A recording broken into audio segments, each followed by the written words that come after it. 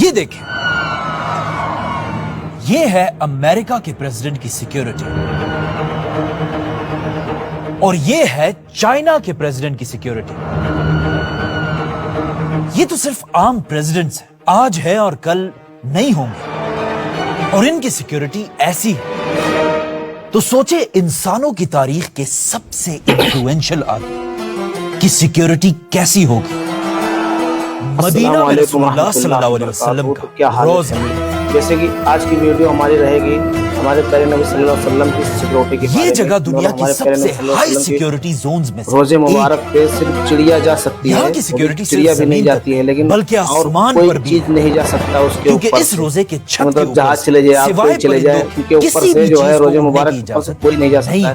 اسی ٹاپک پہ آج ہم بات کریں گے. مدینہ کی سیکیورٹی کا کنٹرول پوری عرب دنیا کا سب سے بڑا کنٹرول روم ہے، اور ہر دن ہزاروں فوجی 200 گیٹس پر کھڑے ہو کر آپ صلی اللہ علیہ وسلم کے روزے کی حفاظت کرتے ہیں. پر ویٹ، یہ صرف زمین کی اوپر کی سیکیورٹی ہے، لیکن اگر زمین کے نیچے سے بھی کوئی آپ صلی اللہ علیہ وسلم کے روزے تک پہنچنے کی کوشش کرے تو ایسا کرنا امپاسبل ہے، کیونکہ سعودی آرمی نے زمین کے نیچے ہر طرف سائزمک ریڈارز لگائے ہیں. مطلب اگر مدینہ کی زمین کے نیچے کوئی بھی چیز تھوڑی سی بھی ہے تو اس کی خبر آدمی سیدھا ہر سعودی کیمرہ میں فوج قید تک ہو جاتے پہنچے ہیں، گی، اور پھر کچھ ہی دیر میں پورے سعودی میں ایمرجنسی لگ جائے گی. لیکن یہ سب تو صرف آج کی سیکیورٹی ہے، لیکن ایسا ہمیشہ سے نہیں تھا، بلکہ کہا جاتا ہے آج سے 1000 سال پہلے 2 لوگ ایسے تھے جنہوں نے آپ صلی اللہ علیہ وسلم کے روزے کے اندر گھسنے کی کوشش کی تھی، اور ایسا کرنے کے لیے انہوں نے ایک بہت ہی خطرناک پلان بنایا تھا. اور یہ ساری کہانی ایک پرانے زمانے کی کتاب میں لکھی ہوئی ہے جو میرے پاس یہاں پر کئی پڑی بھی ہوئی تھی. ایک منٹ، یہ ہے آج سے 500 سال پہلے السمودی کی کتاب، اور اسی کتاب میں انہوں نے یہ پوری کہانی ڈیٹیل سے لکھی ہے. لیٹس سی اس کتاب میں کیا ہے.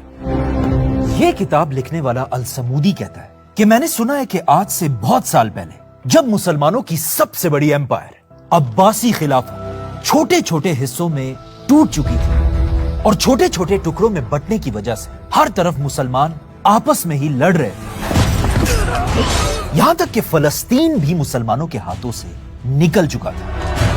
ایگزیکٹ اسی ٹائم جب پچھلے 500 سال میں پہلی بار مسلمان کمزور ہو چکے تھے، اسپین کے ایک چھوٹے سے گاؤں میں 2 کرسچنز نے ایک بہت ہی خطرناک پلان بنایا. ایک ایسا پلان جس کا اب تک مسلمانوں کے کسی دشمن نے بھی نہیں سوچا تھا.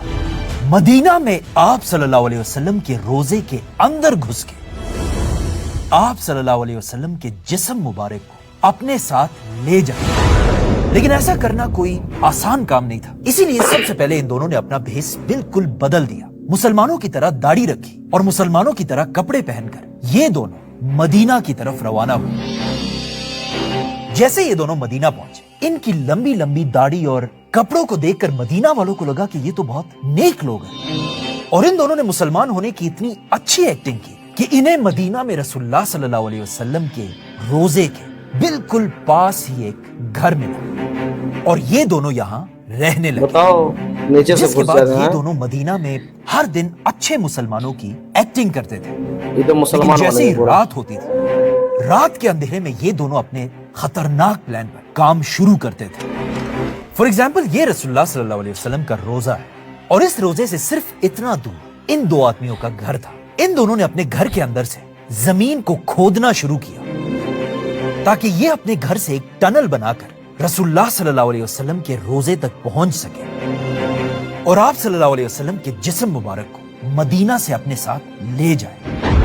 یہ دونوں رات کو ٹنلز کھودتے تھے اور دن میں یہ ساری مٹی اپنی بوریوں میں ڈال کر پاس ہی ایک قبرستان میں جگہ جگہ پھینک دیتے تھے. یہ اتنا خطرناک پلان تھا کہ مدینہ کے کسی مسلمان کو بھی ان دونوں پر شک نہیں ہوا، بلکہ انہیں لگتا تھا کہ یہ دونوں ساری رات عبادت کرتے ہیں. آہستہ آہستہ دن گزرتے گئے اور ان دونوں کا ٹنل آپ صلی اللہ علیہ وسلم کے روزے کے قریب پہنچنے لگا، اور ایون انہیں بھی ایسا لگنے لگا تھا کہ اب ان کا یہ پلان کوئی نہیں روک سکتا. لیکن اچانک اسی رات مدینہ سے بہت دور مسلمانوں کے کیپٹل دمشق میں मुसलमानों के सुल्तान नूरुद्दीन जंगी ने ख्वाब देखा। इस किताब में लिखा है कि नूरुद्दीन के ख्वाब में खुद रसूलुल्लाह सल्लल्लाहु अलैहि वसल्लम उसके पास है और आप सल्लल्लाहु अलैहि वसल्लम ने नूरुद्दीन जंगी को इन दोनों के खतरनाक प्लान के बारे में बताया। और इसमें लिखा है कि आप सल्लल्लाहु अलैहि वसल्लम ने नूरुद्दीन से कहा, ऐ नूरुद्दीन, मुझे इन दो गुंडों से बचाओ।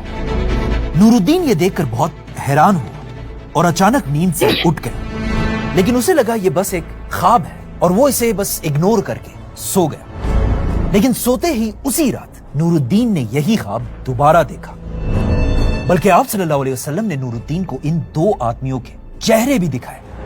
इस बार भी नूरुद्दीन दोबारा इस ख्वाब को इग्नोर करके सो गया, लेकिन तीसरी बार भी जब नूरुद्दीन ने यही ख्वाब दोबारा देखा, उसे समझ आ गई कि जरूर यहाँ से बहुत दूर मदीना में कोई ना कोई गड़बड़ जरूर हो रही है। नूरुद्दीन फौरन उठा और अपने गार्ड्स को रेडी होने का हुक्म दिया और फिर फुल स्पीड दमिश्क से मदीना की तरफ रवाना हुआ। ख्वाब में आ गए। जैसे ही नूरुद्दीन मदीना पहुंचा, वहां सब बादशाह नूरुद्दीन को देखने के लिए जमा हुए वापस। और नूरुद्दीन ने ऐलान किया कि मेरी तरफ से पूरे मदीना के लिए खाने की एक बहुत बड़ी दावत है, आज रात खाने का इंतजाम किया जाए। और नूरुद्दीन ने हुक्म दी कि इस दावत में मदीना के हर आदमी का आना लाजमी है। जिसके बाद मदीना में एक बहुत बड़ा दस्तरखान बिछाया गया और मदीना का हर आदमी यहाँ खाना खाने आया। जब मदीना के सारे लोग जमा हुए, नूरुद्दीन एक एक को गिफ्ट्स देने लगा और गौर से हर एक के चेहरे को देखने लगा।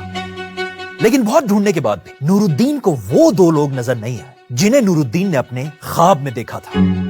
और आखिर जब सब खाना खाकर चले गए, नूरुद्दीन ने उनसे पूछा कि क्या इस दावत में मदीना का हर आदमी आया था? लोगों ने कहा हाँ, सब आए थे सिवाय दो लोगों के, क्योंकि वो दो लोग हर टाइम इबादत में बिजी होते हैं और स्पेशली रात को तो ये दो कुछ ज्यादा इबादत करते हैं और हर वक्त अपने घर में ही रहते हैं। ये सुनते ही नूरुद्दीन को समझ आ गई और वो सीधा मदीना में इन दोनों के घर पहुंचा। और जैसे ही नूरुद्दीन ने इन्हें देखा, नूरुद्दीन हैरान रह गया, क्योंकि ये वही दो लोग थे जिन्हें नूरुद्दीन ने अपने ख्वाब में देखा था। नूरुद्दीन फौरन इन दोनों के घर के अंदर पहुंचा और इस घर के अंदर हर एक चीज को चेक करने लगा। और आखिर जब उसने जमीन से एक कारपेट उठाया, यहां उसे इस घर के अंदर वो टनल मिला। नूरुद्दीन इस टनल के अंदर गया और देखा कि ये दो वाकई में आप सल्लल्लाहु अलैहि वसल्लम के रोजे के बिल्कुल करीब पहुंच चुके थे। ये देखकर नूरुद्दीन इन दोनों को घसीटकर सबके सामने मदीना के बाजार लेकर आया और फिर मदीना के लोगों को जमा करके इन दोनों को फांसी की सजा दे दी गई, ताकि आइंदा कोई ऐसा करने का सोच भी ना सके। और इस तरह आज से 800 साल पहले नूरुद्दीन ने रसूलुल्लाह सल्लल्लाहु अलैहि वसल्लम को बचा लिया। वाह, क्या कहानी है। बल्कि ये कहानी तो हमने बचपन से बार बार सुनी, लेकिन इस कहानी में एक बहुत बड़ा मसला है और वो मसला ये है कि ये कहानी बिल्कुल फेक है। ना ये दो लोग कोई टनल्स बना रहे थे और ना नूरुद्दीन ने कोई ख्वाब देखा था। और मुझे पता है अब आप कहेंगे कि हमें ये कहानी सुनाने की क्या जरूरत है। वो इसलिए क्योंकि हम सब ने बचपन से बहुत सारी कहानियां सुनी है, रिश्तेदारों से, बड़ों से, इंटरनेट से, जिन्हें हम आज तक बिल्कुल सही समझते हैं। सुभान अल्लाह। लेकिन वो सारी बिल्कुल गलत कहानियां हैं। और अब तो एआई और यूट्यूब की हम भी सुने थे बहुत पहले। ऐसी कहानियां बन रही कि इन शॉर्ट जो भी ये वीडियो देख रहा है, आज के दौर में हर बात बहुत ही सोच समझकर और रिसर्च करके माननी है। और मैं तो कहता हूं कि अगर कोई भी ऐसा नहीं करेगा, उसके साथ भी वही होगा। एक मिनट, क्या मतलब ये कहानी झूठ है? आपने अभी खुद कहा है कि ये कहानी इस किताब में लिखी हुई। हाँ, तो सही बात है। ये झूठ कैसे? ये बात सही है कि ये कहानी इस किताब में लिखी हुई है और इसमें लिखा है कि नूरुद्दीन ने ये ख्वाब देखा था। लेकिन ये किताब खुद नूरुद्दीन के मरने से 300 साल बाद लिखी गई है और इसने भी इस किताब में सिर्फ लिखा है कि मैंने किसी से सुना है। पहले सुने थे ये बात। किससे सुना है, कब सुना है, ये नहीं बताया। नूरुद्दीन की जिंदगी पर लिखे जाने वाली असल किताब ये नहीं, बल्कि ये किताब है इमाम इब्ने असीर की किताब, जिसके 10 वॉल्यूम्स हैं। और ये किताब नूरुद्दीन के मरने के सिर्फ कुछ ही साल बाद लिखी गई और इसमें नूरुद्दीन की जिंदगी की हर छोटी से छोटी बात लिखी है।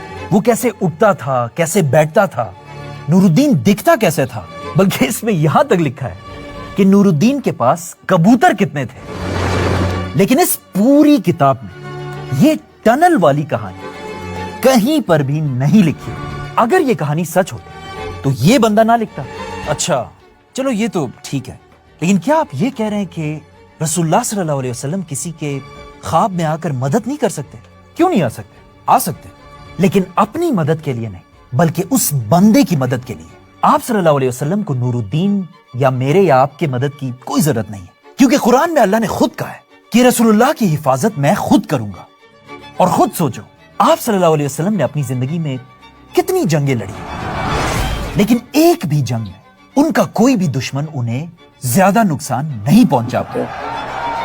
مطلب آپ صلی اللہ علیہ وسلم جب دنیا میں تھے تب بھی اور دنیا سے جانے کے بعد بھی اللہ کے سوا کسی کی بھی ضرورت نہیں ہے۔ لیکن یار ایسے کیسے ہو سکتا ہے کہ یہ کہانی جھوٹ ہے؟ میں نے تو بڑے بڑے اسکالر سے یہ کہانی اپنے کانوں سے سنی ہے۔ وہ دو یہودی جو حضور کے جسد اطہر کو نکالنے کے لیے آئے تھے، اس کا جواب تو صرف یہی ہو سکتا ہے کہ وہ بھی صرف انسان ہی تھے، اور کسی بھی انسان سے غلطی ہو سکتی ہے۔ اور کیا پتا اگر سبحان آج اللہ۔ یہ اسکالرز دنیا میں ہوتے تو وہ اس کہانی کے خلاف ان پروفز کو دیکھ کر اس کہانی کو بھی باقی کہانیوں کی طرح چھوڑ دیتے۔